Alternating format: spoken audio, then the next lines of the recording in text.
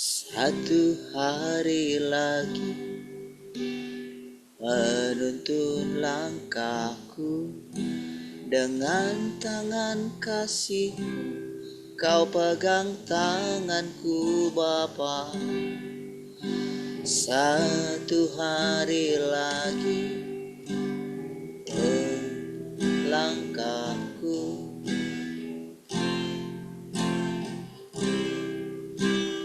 mempesona.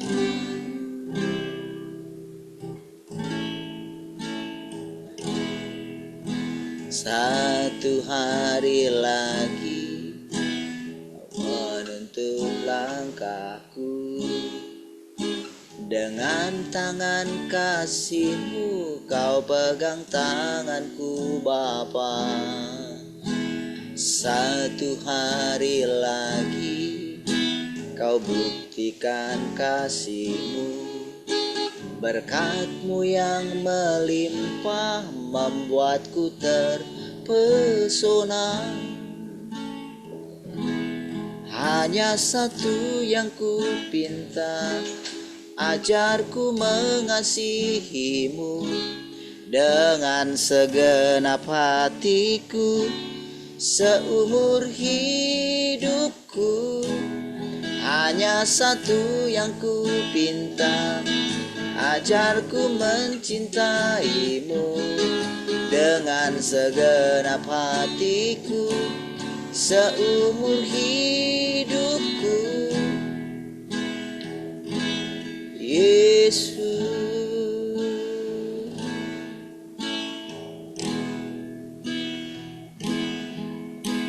satu hari lagi buktikan kasih-Mu, dengan tangan kasih-Mu Kau pegang tanganku Bapa. Satu hari lagi buktikan kasih-Mu, berkat-Mu yang melimpah membuatku terpesona. Sekali lagi katakan, satu hari lagi Kau menuntun langkahku.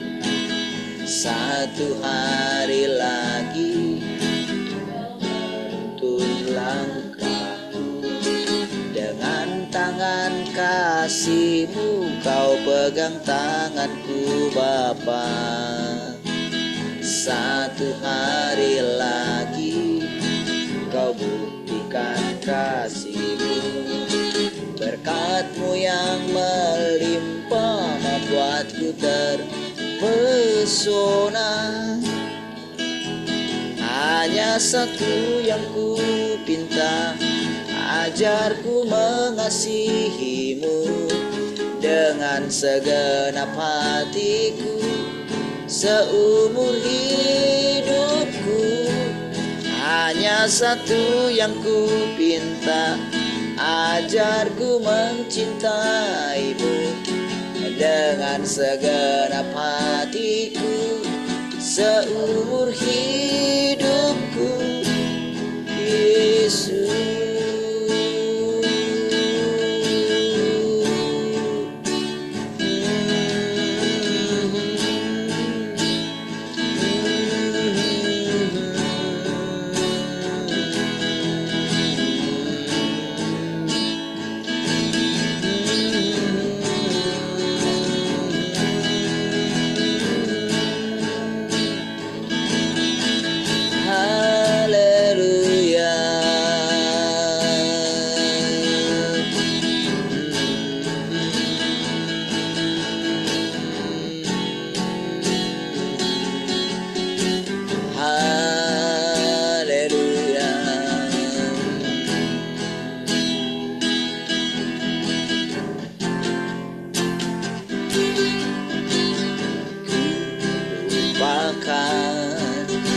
yang di belakangku, ku serahkan diriku hanya padamu Yesus, dan ku berlari kepada tujuanku. Kau beri hari yang baru, yang lama telah berlalu. Rencanamu oh Tuhan indah bagiku, tak terbatas oleh pikiranku. Firman-Mu ya dan amin, sumber kekuatan. Kau pengharapanku, Kau terbaik bagiku. Ku melupakan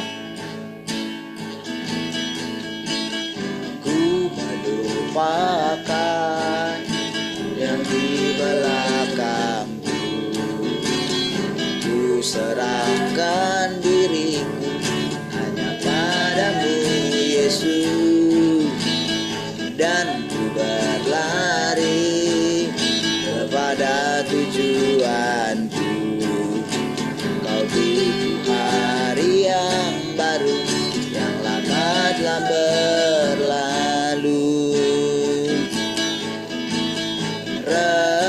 Rencanamu oh Tuhan indah bagiku, tak terbatas oleh pikiranku.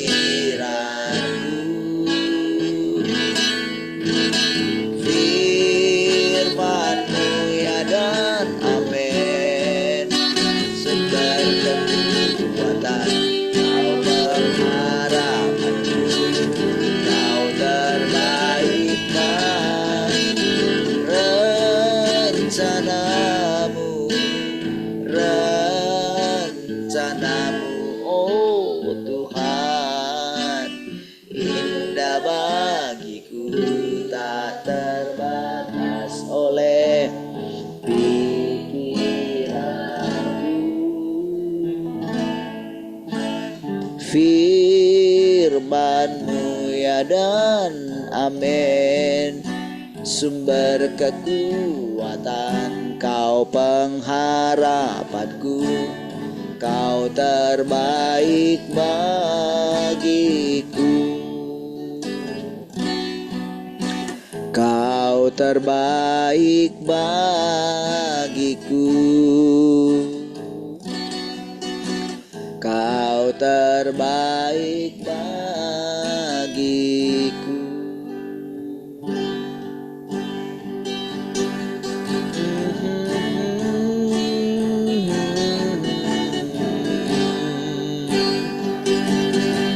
Kasih-Mu yang mempesona, Kau membuka mata kami untuk dapat melihat-Mu Tuhan. Haleluya.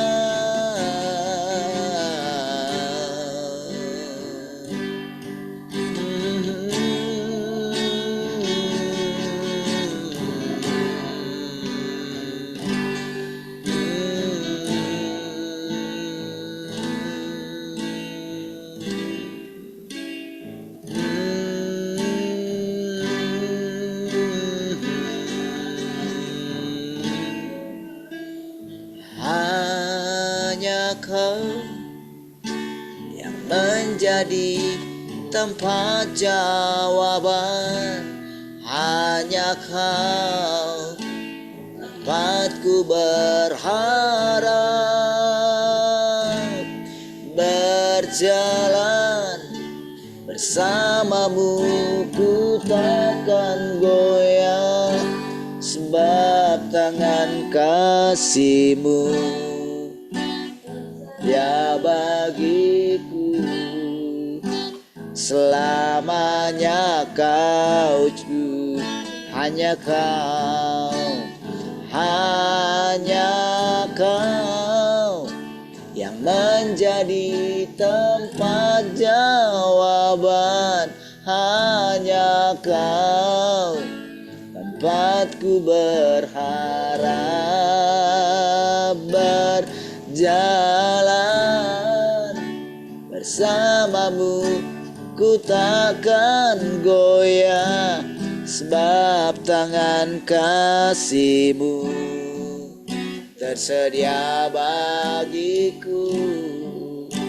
Selamanya Kau ku, sebab tangan kasih-Mu, sebab tangan kasih-Mu dia bagiku. Selamanya Kau ku cinta.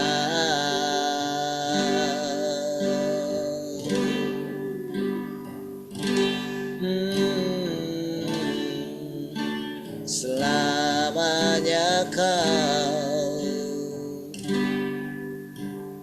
ku cinta.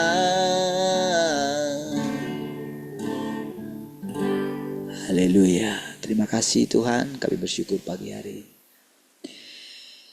Segala kemuliaan bagi-Mu Tuhan. Terima kasih kalau kami boleh bangun pagi ini Tuhan. Mari silakan Tuhan, Engkau kembali mengajari kami, mengunjungi kami di sini, menampakkan diri-Mu bagi kami lewat firman-Mu Tuhan. Terima kasih, kami merindukan Engkau Tuhan. Kami mengasihi Engkau. Terpujilah Engkau Tuhan. Segala kemuliaan bagi-Mu. Haleluya. Mari semua kita yang merindukan Tuhan sama-sama katakan amin. Baik, Tuhan, shalom semua. Selamat pagi.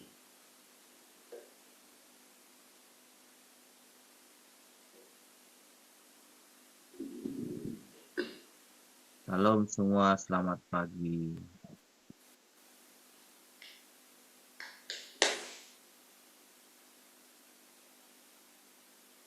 Selamat pagi semua.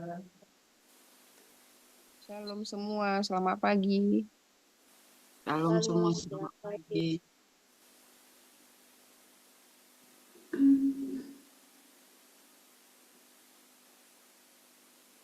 Shalom semuanya, selamat pagi.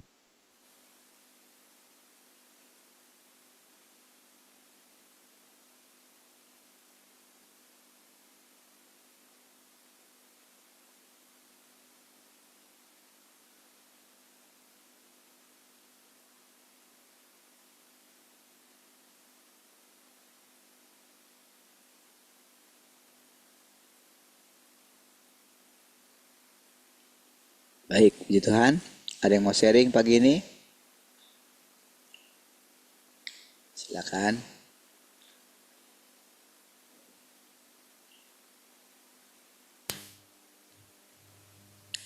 Ada?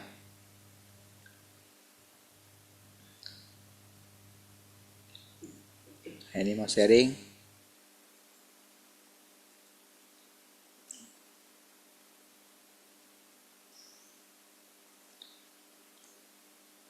Pak Yabes mungkin mau sharing. Ya Pak, pagi Pak.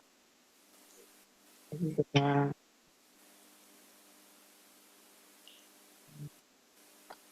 Ini gimana ya? Ya, itulah Pak yang masalah kekhawatiran.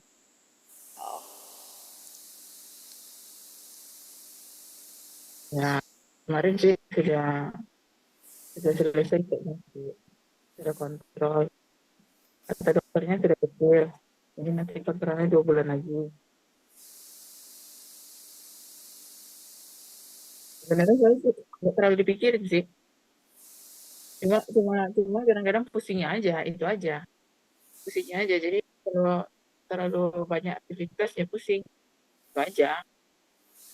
Jadi ya walaupun diomongin kayak gitu sih, untung aja ketemu dokternya santai gitu.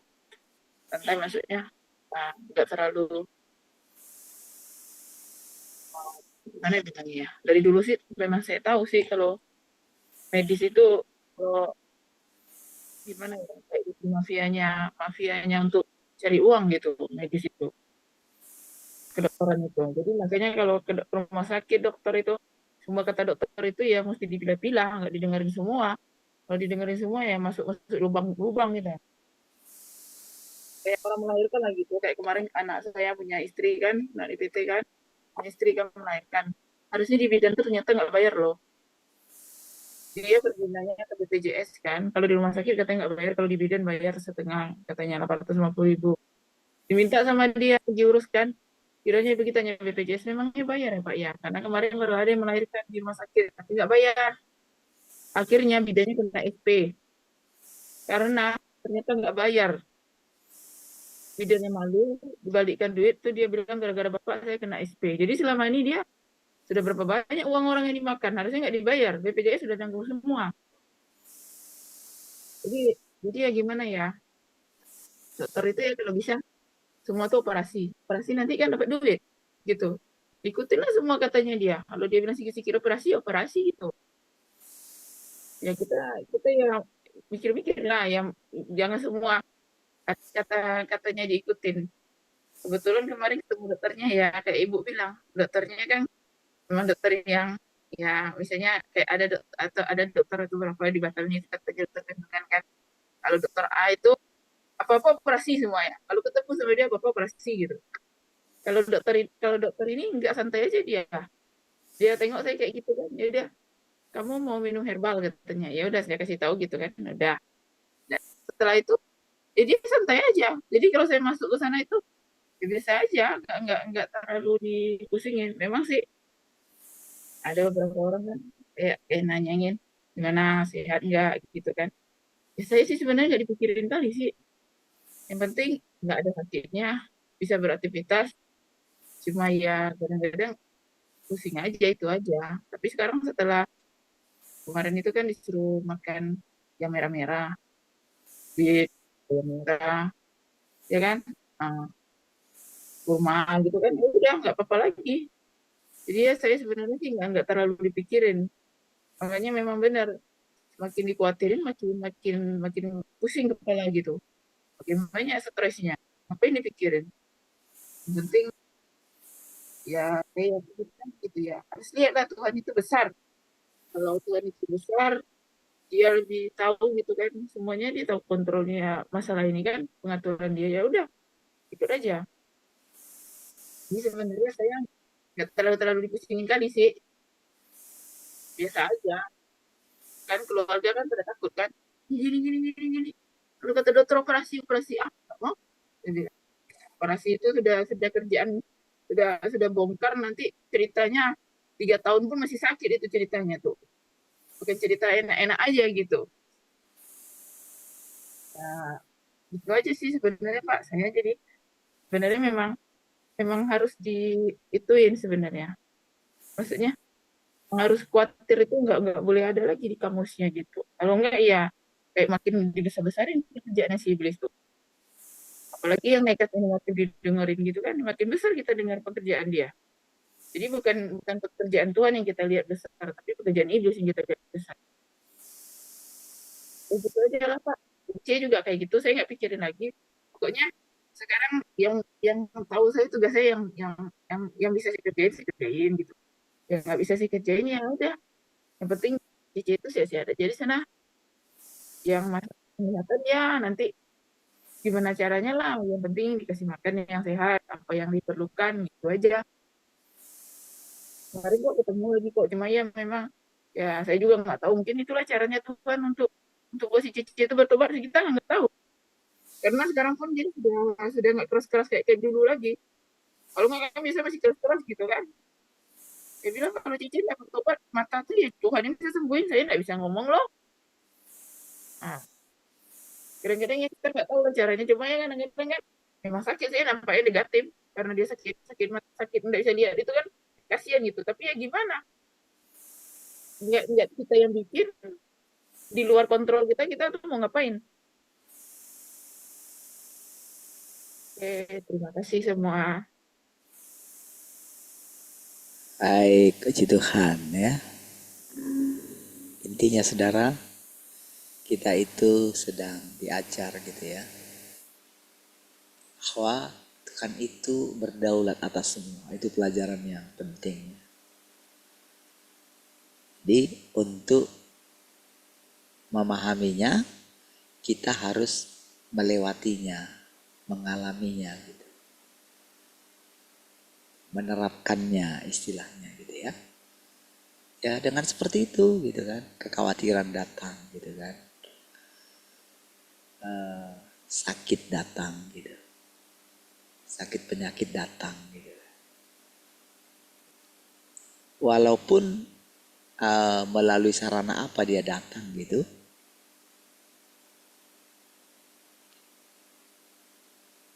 kita percaya Tuhan berdaulat di atas semuanya gitu. Itu saja gitu. Jadi kita berlatih gitu sebetulnya, berlatih untuk melewatinya. Datang lagi nanti berikutnya, bagaimana caranya gitu kan. Nah, jadi sampai nanti saudara, sampai kita itu terus melewati hari demi hari gitu, disitulah kita melihat bagaimana Tuhan itu nyata. Gitu. Ya, jadi nyatanya itu lewat pengalaman kita. Gitu. Jadi sampai kita itu ya akan takut untuk khawatir gitu. Jadi kan kalau kita khawatir kan berarti kan kita akan melihat kelemahan kita. Kita akan melihat bagaimana pekerjaan iblis itu. Gitu. Kan? Makanya saudara, dampak yang kita rasakan ketika kita itu mengatakan Tuhan itu sudah datang adalah iman kita itu bertambah gitu. Karena kan kita akan melewati banyak hal gitu kan. Semakin detail, saudara. Kita akan semakin serius gitu. Kita akan berani mengambil langkah-langkah iman gitu. Gitu ya. Ini sekaligus juga seperti tadi malam kita belajar tentang bagaimana di tengah pas itu kan injury time gitu.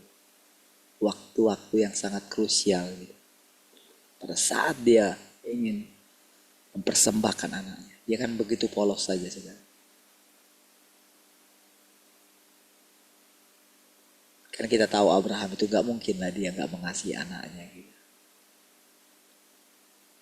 Anaknya itu ada ketika dia itu sangat menginginkan. Dia akan mewarisi segala miliknya nantinya gitu kan. Pastilah sangat mengasihi. Gitu. Sedangkan Ismail saja sangat dia kasihi, apalagi anaknya sendiri dari istrinya. Gitu. Anak perjanjian. Gak mungkin lah dia kasih. Tapi di saat seperti itulah dia bisa mendengarkan. Stop Abraham. Gitu. Ya, jadi setelah itulah dia akan mendengarkan firman Tuhan yang lain lagi. Gitu. Nah, jadi momen seperti itulah sebetulnya ketika kita menenangkan diri kita. Hanya dengan satu ini ya, ketika kita merasakan ketegangan seperti itu. Seperti saya bilang ketika anak sendiri yang mengalami gitu kan. Ya. Apalagi kalau sudah lihat istri menangis kayak gitu kan. Kalau sudah ini. Itu pasti ya khawatir juga gitu. Kadang-kadang ya jadi marah juga gitu. Hey. Karena dipikir seperti kadang-kadang kan beriman ini kan kadang-kadang seperti cuek gitu loh. Udahlah gitu kan. Mati-matilah gitu kan. Kadang-kadang seperti cuek gitu. Sulit membedakan gitu ya. Jadi kalau sudah seperti itu aduh. Nah, tapi ketika berjalan gitu kan. Ya. Dia punya pengalaman sendiri. Ya kan? Kan itu yang terpenting kan? Punya pengalaman sendiri gitu. Dari situlah dia berkata Tuhan itu nyata. Kan gitu. Sehingga seperti saya ceritakan kemarin bagaimana kesaksian Joen itu kan. Ya, Ini nyata sekali loh. Gitu. Dari apa saudara? Dari pengalaman ketegangan. Kadang-kadang kan kalau misalnya cerita tentang mujizat-mujizat kan, sama seperti kita dulu kan ketika baru-baru percaya sama Tuhan, mendengarkan orang cerita tentang perjalanan hidup mereka, wah seru ya. Nah lalu sama ketika kita juga mengalami perjalanan hidup kita, gitu kan, kita cerita sama orang itu kan pasti memikirkan, saya bisa nggak ngalami kayak gitu ya. Bagaimana caranya? Ya harus melewati masalahnya kan. Harus melewati masa di mana sepertinya Tuhan tidak menyertai kan. Iya. Barulah kita itu boleh mengalami Tuhan itu. Iya seperti itu gitu. Jadi dengan kita mendengarkan, ketika kita menenangkan diri kita ya, disitulah kita itu, coba saudara perhatikan nanti saudara. Ketika saudara baca bagian firman Tuhan itu, coba ambil posisi tenang gitu. Maksudnya itu, saudara mesti benar-benar punya waktu sendirian gitu loh bersama dengan Tuhan. Gitu. Bacalah. Gitu. Itu namanya menghormati Tuhan. Itu namanya benar-benar mencari Tuhan. Sekarang itu Tuhan tidak menyembunyikan diri lagi kan? Ingat firman Tuhan kemarin kan? Yesaya-nya itu. Hah? Ayat 20 berapa itu? 21 kan? Ayat 21 kan? Tidak menyembunyikan diri lagi katanya kan? Engkau akan mendengar suara ke kanan atau ke kiri. Katanya. Kalau tadinya dia memberimu makan serba sedikit. Sekarang penciptamu itu tidak menyembunyikan diri lagi. Itu kan firman kan. Jadi kalau dulu kita sulit mendengar suara Tuhan gitu. Kalau sekarang tidak lagi, itulah artinya. Jadi tidak perlu ada seri pengajaran tentang bagaimana mendengar suara Tuhan kan.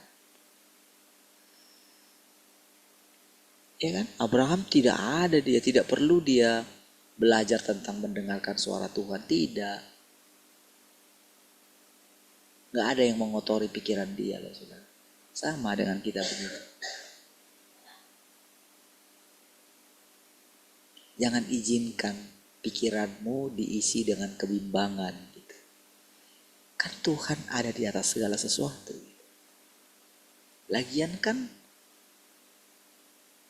Tuhan yang ingin atau merancangkan kita itu supaya mengenal Dia kan. Kan itu.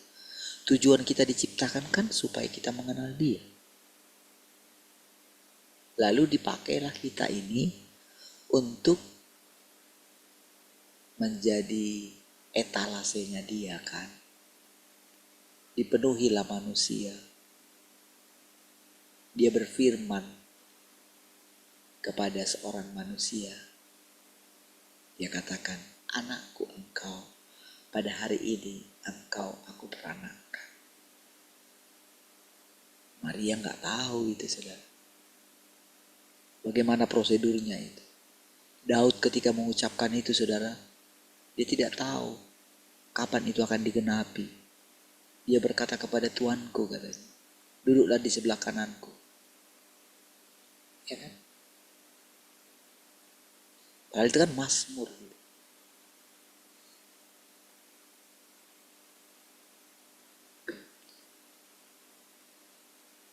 Kan setiap manusia itu hanya ketika kita itu mengalami Tuhan gitu. Sebetulnya kan kita itu sedang melakukan tugas kita sebagai seorang ciptaan gitu. Iya. ketika saya berbicara seperti ini gitu kan, dengan iman gitu ya. Kalau kita melihat diri kita, mana pernah kita bisa layak? Siapa yang bisa layak, saudara? Mana ada? Siapa yang bisa? Kalau kita pikir-pikirkanlah perjalanan yang sudah kita lalui. Dulu kita, saudara, mana pernah terpikir bisa nggak lewat? Iya kan? Gimana? Sampai kita pasrah jadinya kan. Sudah. Apalagi ketika kita diajar dulu kan banyak yang istilahnya cara-cara berdoanya gitu kan. Kita itu kan kayak diajarkan lewat guru kita gitu. Dengan memperkatakan iman, memperkatakan firman, pakai air hidup lah gitu kan. Hanya kan? Kita sudah pakai semua.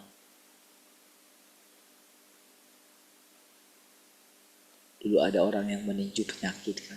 Dipraktekin juga sama guru kita. Ketika saya sakit itu, saudara. Apakah sembuh? Tidak kan. Diusir roh orang matinya gitu kan. Sembuh nggak? Nggak juga. Sudah coba kan. Sampai akhirnya, saudara, dilewatin kan. Baru setelah itu barulah kita belajar. Bukankah Tuhan berdaulat atas semuanya?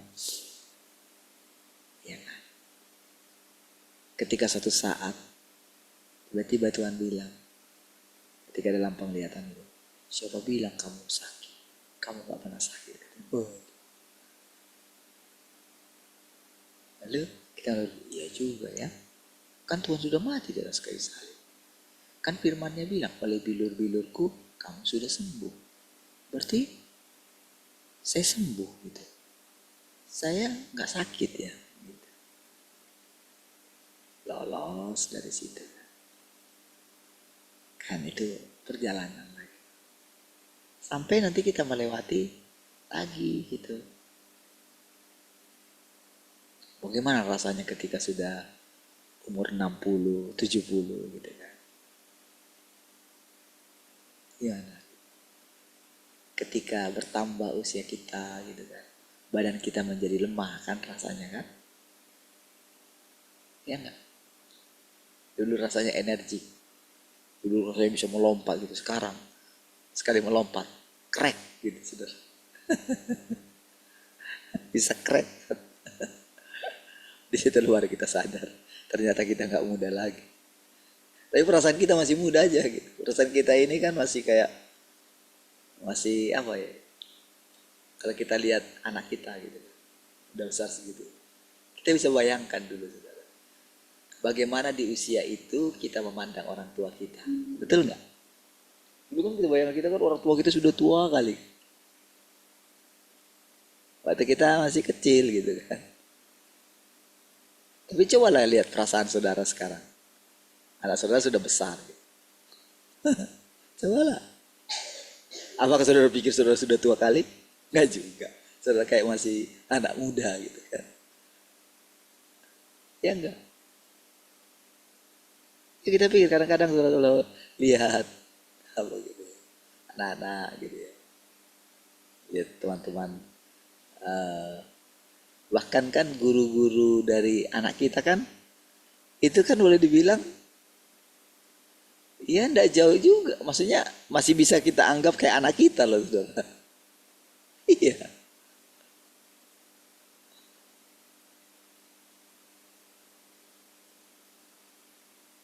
Nah, kalau saya lihat guru-gurunya Kak Joen gitu ya, bayangkan, iya masih kayak anak kita. Nah, saudara, kita akan melewati misteri umur kita, saudara. Jadi, kalau Tuhan bilang, sampai masa putih rambutmu, aku menggendong engkau. Dulu kita mana ngerti, saudara. Dulu kita belum putih rambut kita kan. Betul enggak? Ketika kita membaca ayat itu dulu gitu. Iya kan? Misalnya ketika saya baru bertobat itu umur berapa lah saya kan? 22 tahun. Ya kan? Kan sudah tahu firman itu, sudah sering dikotbahkan. Gitu kan? Sampai masa putih rambut, aku menggendong kamu. Kan? Dulu kita nggak ngerti, karena rambut kita belum putih gitu kan, belum ada yang putih.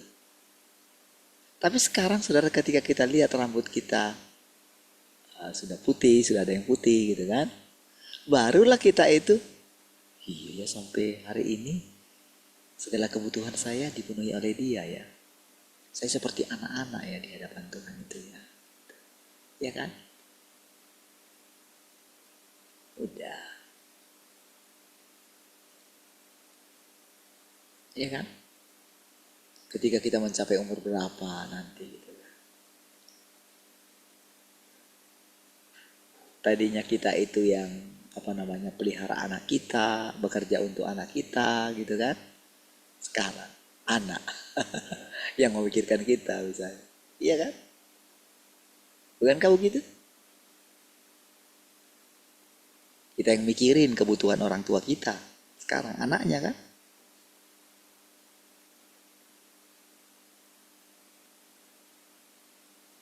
Zaman berlalu. Itu masih segitu. Gimana selanjutnya?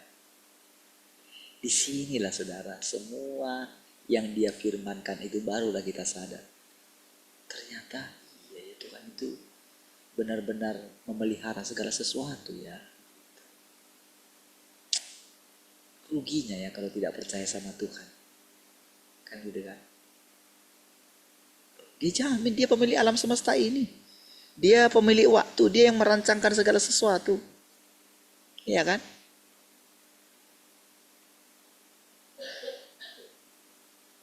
Betapa amannya saudara kalau kita itu percaya sama Tuhan. Apa yang dia perintahkan itu ternyata sedikit pun gak ada yang merugikan kita. Keuntungan kita malah. Udah.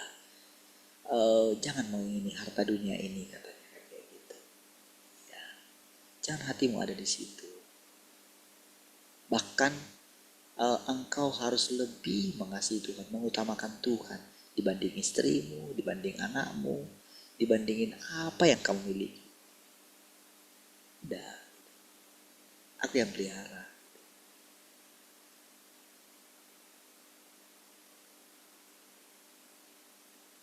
Kan kalau misalnya kayak Eni lah gitu kan.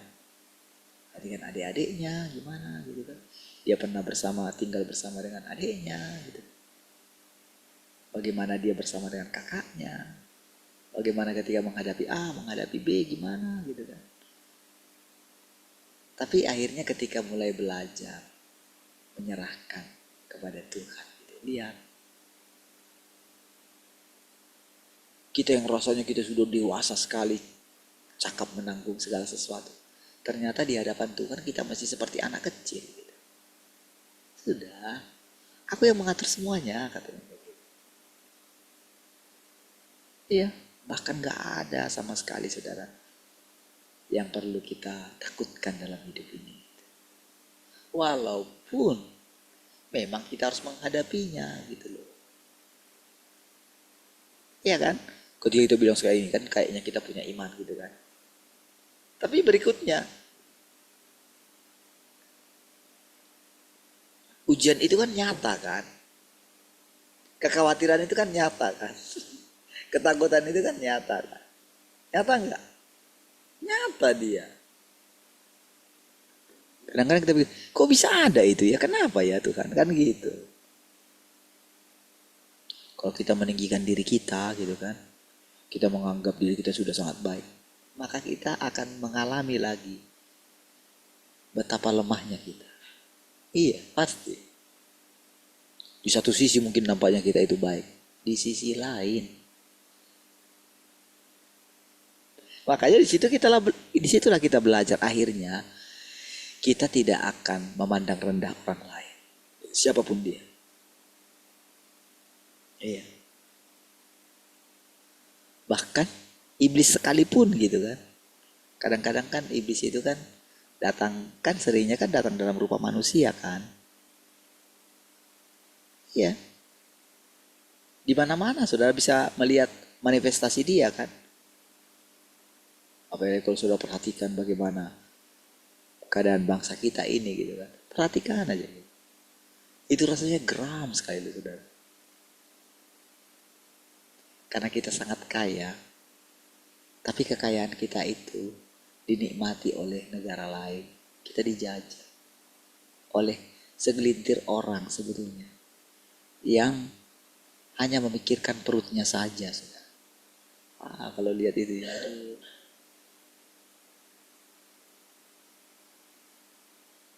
Karena ketakutan dia nanti akan diadili gitu. Dia membuat segala sesuatu, dia kuasai. Jadi diambil semua catatan daripada para penguasa-penguasa itu sudah. Para pemimpin-pemimpin ini sudah cari semua kesalahannya. Dapat kartunya dia. Itulah dipakai dia menyandera mereka. Sudah. Itu benar-benar nyata sekali. Tapi dia bisa gampang aja, kok saya gak terlibat gitu. Jadi kadang kalau kita lihat itu saudara, geram-geram kita saudara. Tapi saudara, kalau kita kembali kepada Tuhan, kalau kita ingat bagaimana dia itu, kan dia berurusan dengan hati kita. Iya. Apa yang keluar nanti dari mulut kita ketika kita melihat semua itu? Geram.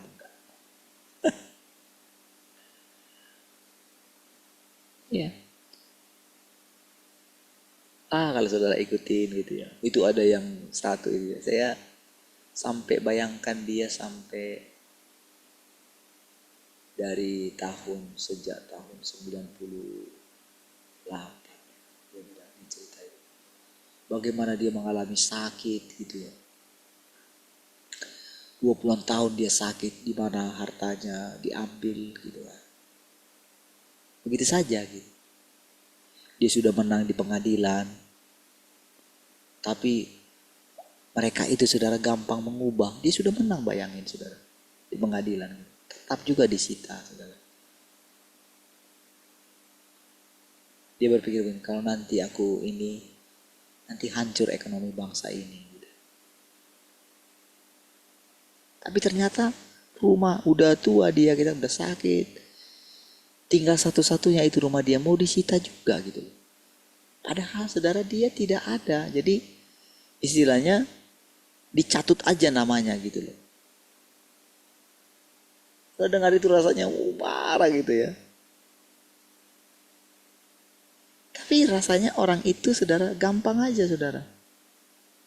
Memutarbalikkan fakta saudara. Iya. Semua disita, tapi tanpa surat. Gitu. Mana suratnya? Nggak ada. Gitu. Bahkan dari pihak banknya gitu kan, itu sudah mengatakan dari pengawas keuangan itu, nggak ada ini. Mereka bahkan dari pengadilan bilang mereka tidak pernah mengajukan kasasi, mengajukan banding, nggak pernah gitu.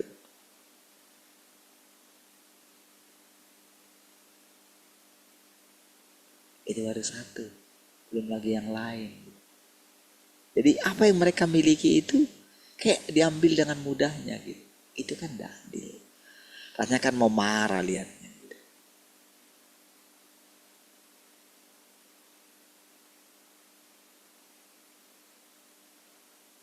Rasanya jengkel sekali lihatnya.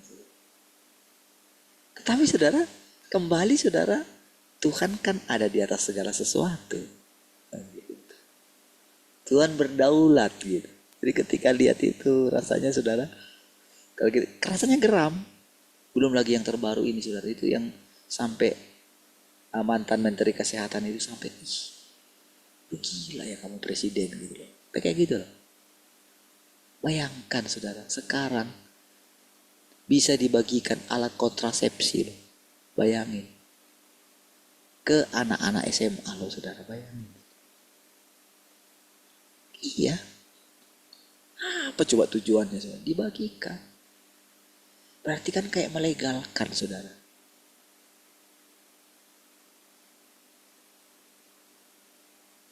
Kayak melegalkan hubungan suami istri itu, saudara, tanpa ikatan ini. Bagi mereka katanya bagi mereka yang menikah dini katanya, gitu, yang masih sekolah, gitu. Dikasih itu bayar. Tujuannya. Terus bagaimana dengan yang lain? Sampai keluarkan peraturan pemerintah loh. Jangan gitulah, gitu. Masa itu solusinya? Tapi sudah ditandatangani loh, saudara. Anehnya juga DPR-nya kok tidak melawan gitu loh. Apa gunanya kalian ada di situ? Jadi ketika lihat itu semua, aduh. Iya, itu sudah ditandatangani loh, saudara. Dan banyak sekali, saudara, dari peraturan-peraturan pemerintah itu, keputusan-keputusan itu. Banyak sekali, saudara, itu benar-benar di luar nalar. Gimana ketika melihat itu? Kita marah. Tuhan berdaulat di atas semua, katanya gitu. Gimana? Rasanya kan pengen otoriter kan. Rasanya kan kita pengen kembali lagi kan ke masa dulu kan. Padahal, saudara, kalau kita ingat dulu, saudara, betapa menderitanya kita dulu, saudara. Di masa yang dulu. Tapi kan kayak lupa semua itu, sama kayak bangsa Israel itu kan, lupa penderitaan yang mereka alami di Mesir dulu. Mereka pengen kembali ke sana kan, sama dengan sekarang. Memuji lagi apa yang dulu gitu kan.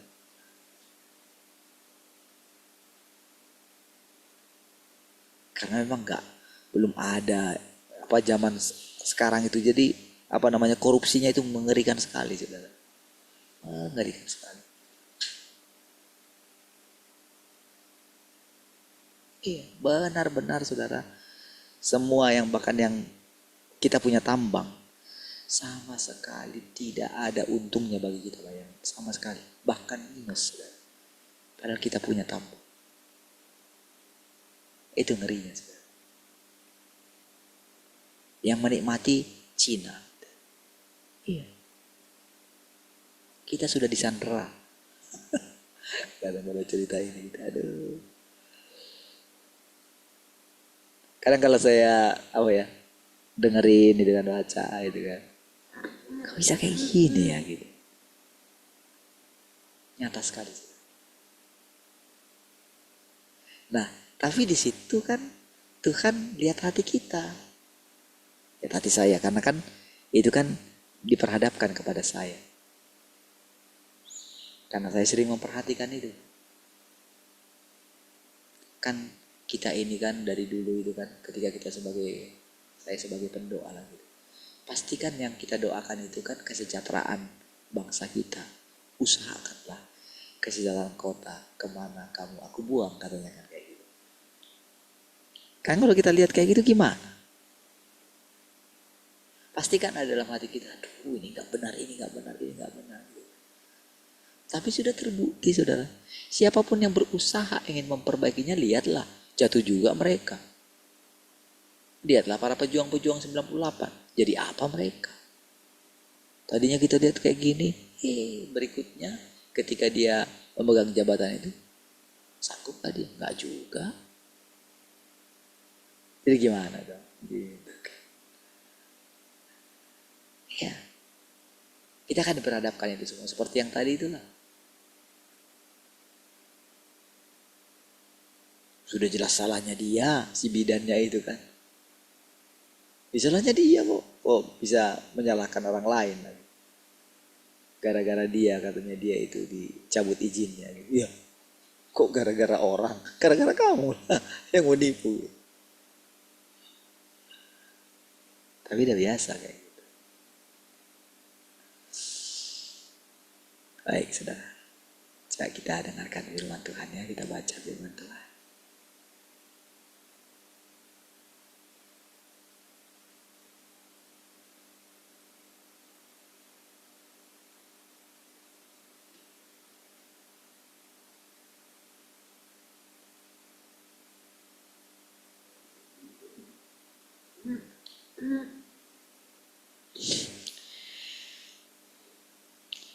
Pekerjaan yang mereka lakukan hanyalah mempersiapkan sebuah jalan yang tepat bagi Tuhan itu sendiri, atau melanjutkan aspek tertentu dari pengelolaan Tuhan itu sendiri di bumi. Jadi pekerjaan para pendahulu kita atau pekerjaan kita ini secara manusia itu bagaimana pekerjaan mereka itu mempersiapkan jalan bagi Tuhan untuk bekerja di dalam kita kan, yang sebelumnya sama dengan kita juga melalui pengalaman kita kan, itu kan menjadi jalan bagi anak-anak kita kan.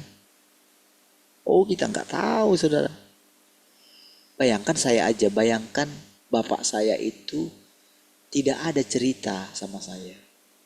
Maksudnya itu dia tidak ada mengajak saya, tidak mengajari saya, oh gini Tuhan, kan enggak gitu. Dia hanya cerita kan. Bagaimana ketika dia dibaptis gitu. Saya pun nggak tahu gimana bapak saya itu dulu saudara. Baru dari mama saya tahu gimana kondisi bapak saya gitu. Betapa cemburunya dia gitu. Iya.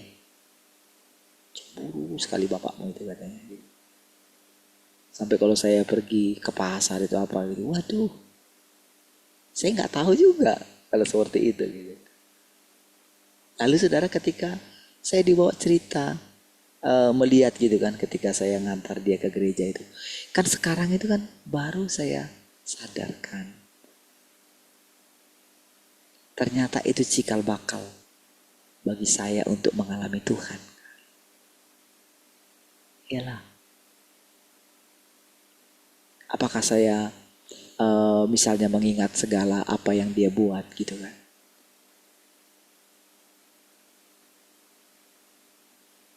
Enggak, ketika dia mukul kami misalnya. Apakah saya ingat itu semua? Tidak, saudara. Yang saya ingat adalah bagaimana melalui orang tua saya ini, melalui bapak saya ini, saya mengalami Tuhan. Sederhana itu saudara. Sama dengan kita sekarang. Ya kan, ketika saya cerita pengalaman saya gitu kan. Kemana-mana kan yang bisa saya lakukan cuma itu.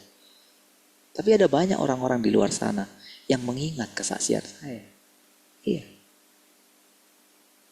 Pasti mengingat.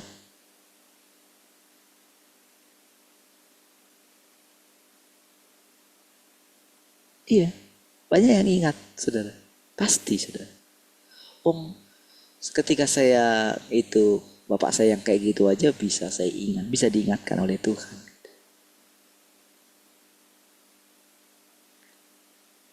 Gitu ya. Lalu mama saya cuma cerita, dulu loh saya pernah berjanji, ngomong sama Tuhan ketika saya ada dalam gereja gitu. Kalau boleh satu anak saya. Gitu kan? Kenapa saudara? Dia kan mengalami kehancuran gitu. Apa dia sudah mendengarkan firman Tuhan nyata? Apa dia pernah? Enggak ada saudara. Tapi lihat bagaimana Tuhan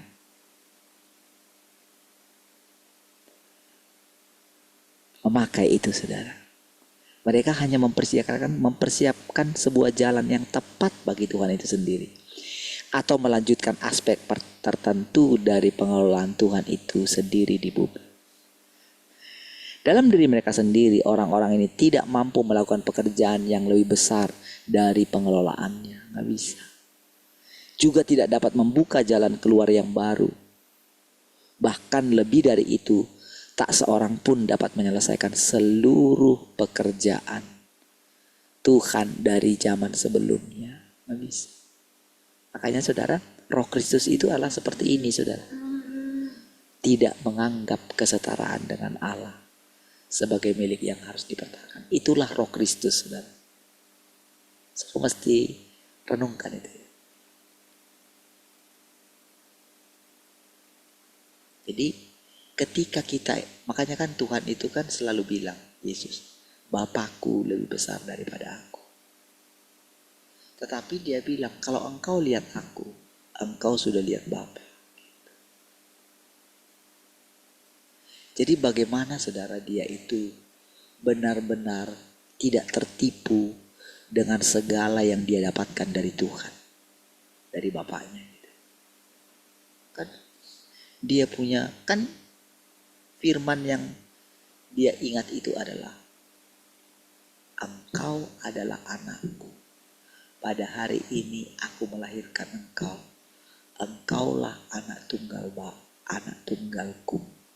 anak tunggal itu, ya kan?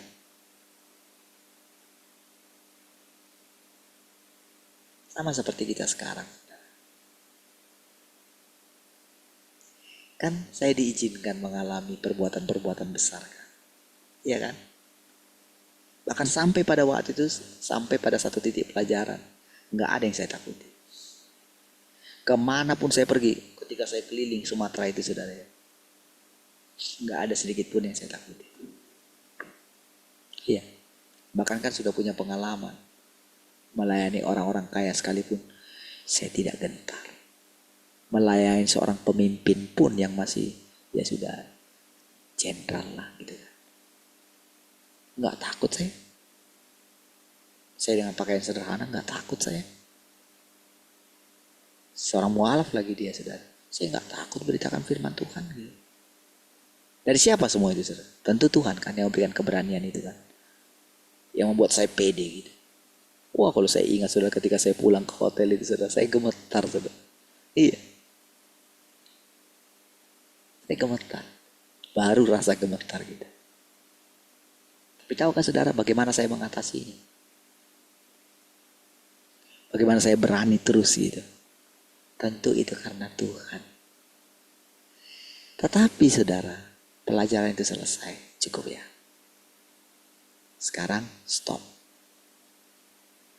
Tentu ada tujuannya. Kalau saya terus seperti itu, maka saya akan binasa saudara. Jadi itulah Roh Kristus itu saudara. Makanya ketika dia bilang jangan takut Parlin, saudara pikir itu perkataan biasa bagi saya? Tidak. Itu sangat membantu saya. Iya. Walaupun saudara iblis itu berusaha untuk menampi kita loh saudara. Iya, ada banyak sekali alasan bagi iblis itu untuk menjatuhkan kita. Iya. Makanya dia itu kan selalu dikatakan itu menuduh gitu. Dia roh penuduh dia saudara, yang mendakwa saudara-saudara kita siang dan malam. Dia mendakwa kita siang dan malam. Dia mendakwa Simon Petrus siang dan malam. Iya. Dia terus cari kesalahan kita. Tapi dengan itu saudara, Tuhan bersyafaat. Cukup dia mengatakan, jangan takut. Aku sudah berdoa untuk engkau. Apakah Tuhan Yesus itu berdoa terus gitu kan untuk Petrus? Tidak. Cukup dia sekali berdoa. Kenapa? Dia Tuhan.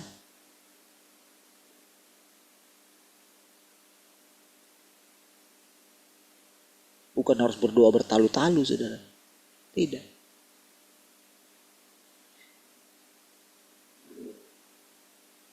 Jadi mau bagaimanapun Petrus gitu ya. Iya kan? Apa kita tahu ketika dia itu menjadi orang penting pada waktu itu saudara? Makanya sampai Paulus itu menegur dia di depan umum loh saudara. Apa kamu munafik katanya. Jadi di depan umum loh itu. Apakah ada unsur kebenaran di dalam perkataan Paulus itu? Iya, dengan nyata-nyata kok. Nyata itu pasti.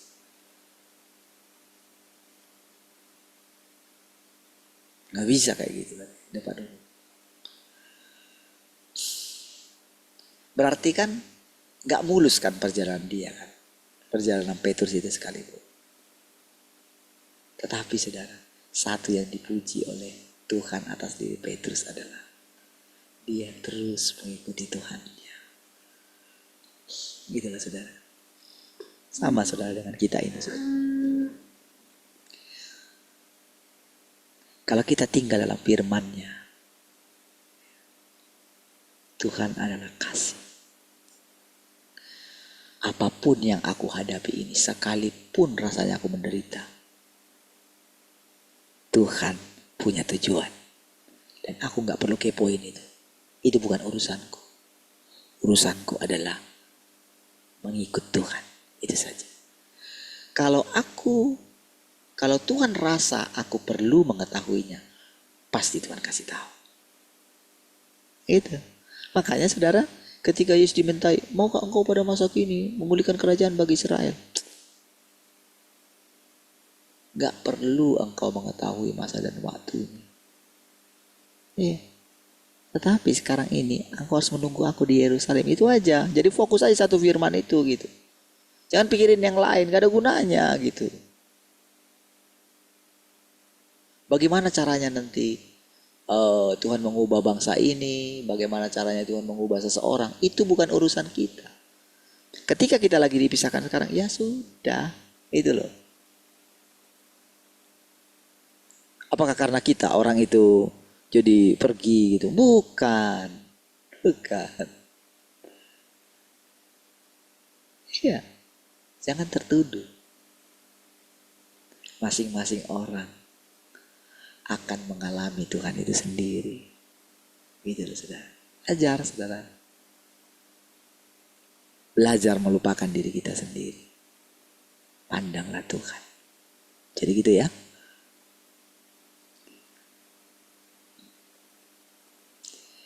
Semua pekerjaan yang dilakukan oleh manusia terdiri dari melakukan tugasnya sebagai makhluk ciptaan dan dilakukan tak kala dia digerakkan atau dicerahkan oleh Roh Kudus. Gitu saudara. Digerakkan. Jadi disitulah baru kita tahu ada roda kehidupan yang menggerakkan. Makanya kalau saudara lihat tahtanya Tuhan itu kan ada dikatakan roda-roda gitu kan. Kalau saudara baca kitab Yeskiel pasal 6 kalau nggak salah. Ketika Yeskiel melihat tahtanya Tuhan itu gitu. Iya. Jadi kalau saudara lihat ada tahta, ada air, ada sungai yang mengalir dari bawah tahta itu gitu. Jadi itu gambaran.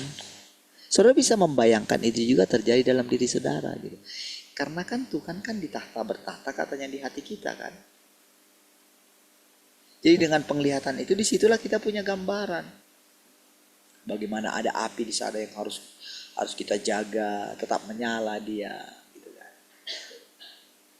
Ya itu yang mesti kita jaga. Jadi semua kita ini saudara, ibarat, jadi ketika Tuhan tunjukkan itu semua, Tuhan tunjukkan bagaimana Yesus hidup. Dikatakan dia jalan, kebenaran, dan hidup. Gitu kan. Ketika kita fokus ke situ, maka kita akan bisa mengenali Tuhan yang datang kemudian. Gitulah saudara.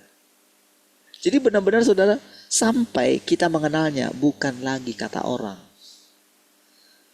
Saudara, seandainya Yesus itu sendiri datang di sini, datang misalnya Yesus yang dulu itu gitu kan, datang di sini. Lalu kita melihat dia. Apakah bisa dikatakan kita sudah mengenal dia? Mana bisa lah. Nggak bisa lah. Harus benar-benar kita dengarkan perkataan dia. Apakah kalau kita dengarkan langsung kita tahu apa maksudnya dia dalam perkataannya? Oh, pikiran kita beda dengan pikiran dia. Macam mana mau bisa? Kan dibutuhkan waktu kan? Berarti kan kedatangan Tuhan yang kedua kali itu kan bukan hanya melihat dia turun gitu kan. Bukan. Itu sangat dangkal saudara. Makanya kalau kita mengatakan Tuhan sudah datang, ini loh yang sekarang kita lihat ini sudah setiap hari. Iya.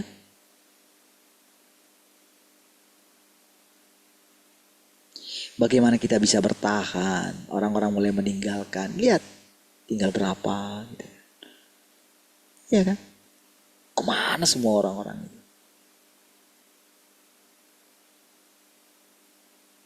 Lalu dia akan lihat bagaimana hati kita ketika mengalami situasi ini, saudara. Dia lihat hati kita ini, dia perhatikan. Ya kan? Saudara yang ibu-ibu rumah tangga, gitu kan.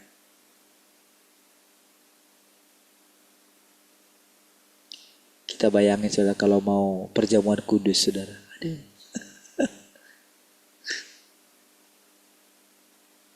Untuk melayani perjamuan kudus saja, waduh, gak ada yang layak. Ya kan? Mau saya suruh siapa? Ya. Apa saudara pikir saya ngerasa yang gak gimana sekali?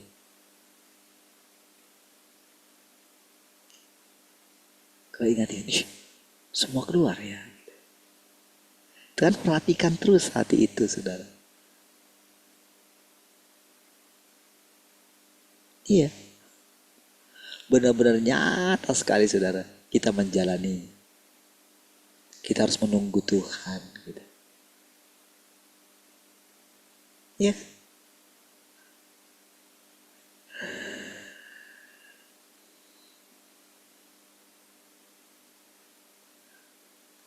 Pedoman yang dihasilkan oleh orang-orang ini sepenuhnya terdiri dari menunjukkan kepada manusia jalan penerapan dalam kehidupan sehari-hari dan bagaimana seharusnya dia bertindak selaras dengan kehendak Tuhan.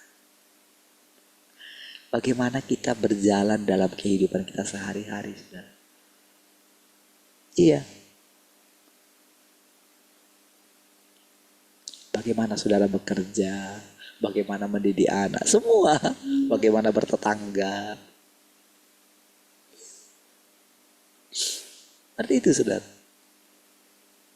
Makanya ketika saya izinkan, ya seperti saya bilang, ya mengerjakan sesuatu gitu kan. Iya. Orang-orang lihat gitu. Tuhan perhatikan bagaimana hati saya. Tuhan perhatikan bagaimana cara pandang orang terhadap saya. Memperhatikan semua. Itu jalan yang kita lalui setiap hari. Bagaimana kita itu menjadi makhluk ciptaan. Bagaimana hati kita. Bagaimana kepedulian kita terhadap orang lain. Bagaimana cara pandang kita terhadap orang lain. Semua. Apa saja yang kita lakukan. Jadi bukan masalah sekarang lagi. Oh jangan lihat Facebook, jangan lihat YouTube. Bukan itu masalahnya.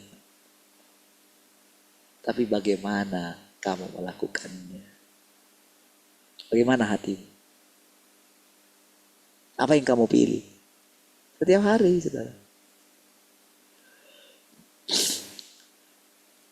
Pekerjaan manusia tidak melibatkan pengelolaan Tuhan. Juga tidak merepresentasikan pekerjaan roh.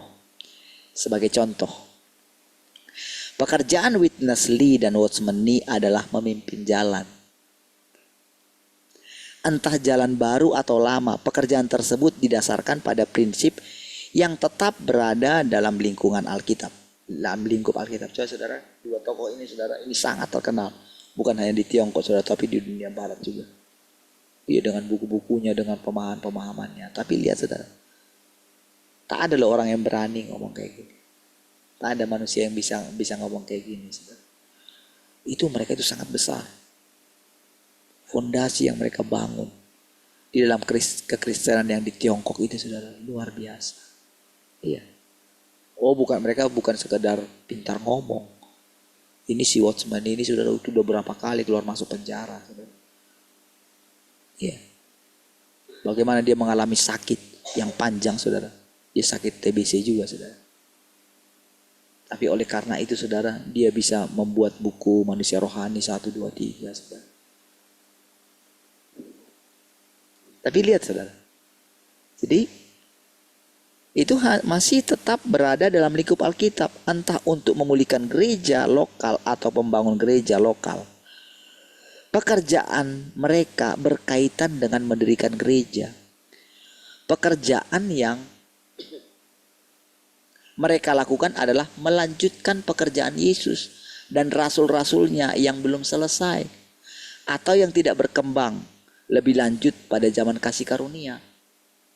Yang mereka lakukan dalam pekerjaan mereka adalah melakukan kembali apa yang Yesus perintahkan di dalam pekerjaannya pada zaman itu untuk dilakukan oleh generasi-generasi yang muncul setelah dia. Lihat, dia itu adalah Yesus ya. Seperti menudungi kepala mereka, menerima baptisan, memecah-mecahkan roti, minum anggur. Dapat dikatakan bahwa pekerjaan mereka adalah mengikuti apa yang diatur dalam Alkitab dan mencari jalan dari dalam Alkitab. Mereka tidak menghasilkan kemajuan baru apapun. Oleh karena itu, yang dapat orang lihat dalam pekerjaan mereka hanyalah penemuan cara-cara baru di dalam Alkitab. Makanya sama saudara, paling kan berputar di situ aja saudara. Pengurapan, pencurahan Roh Kudus, lihat bolak-balik di situ aja. Tak ada jalan yang baru. Makanya walaupun orang-orang itu mengatakan mereka mengalami Tuhan, tapi tetap masih dalam konsep yang lama. Makanya beritanya di seputar itu saja. Makanya selalu mereka itu merindukan sorga gitu loh.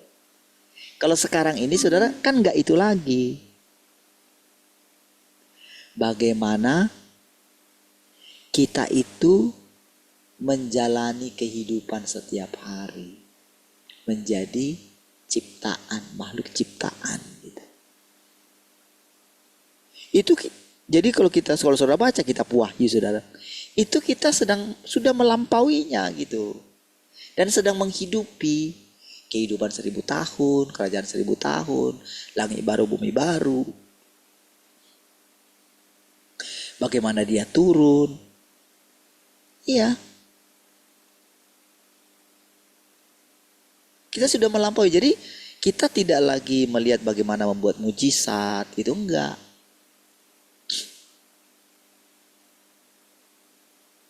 Tapi nyata menjalani kehidupan setiap hari.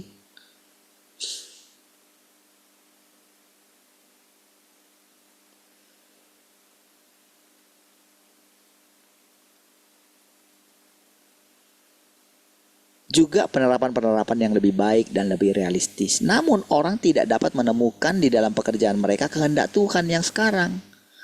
Apalagi menemukan pekerjaan baru yang berencana dilakukan oleh Tuhan pada akhir zaman. Gak bisa.